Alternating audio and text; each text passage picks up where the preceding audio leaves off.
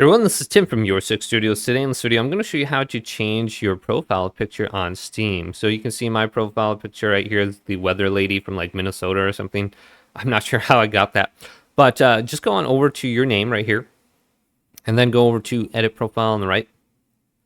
And then you can go on down to Avatar. And you can go to Upload Your Avatar. And you can just find a location somewhere on your computer, and you can upload it. So most of the time, if I download something, it's going to be in my download folder. So we can just look under the C drive, and we can go into the specific folder that we want. Otherwise, you might have something over here or home. I don't know, somewhere on your computer, you got all these different pictures. And choose a picture, and then upload it. Now it says upload a file from your device. Image should be a square, at least 184 times 184. So you can see how it's represented on here. And then you can use the default ones down here, my avatar frames, and just set it. So you can get the weather lady too from Minnesota if you want.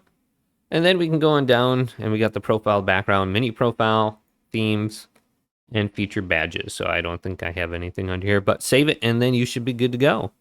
So hopefully this video did indeed help you out. If it did, leave a big thumbs up and subscribe to my channel down below.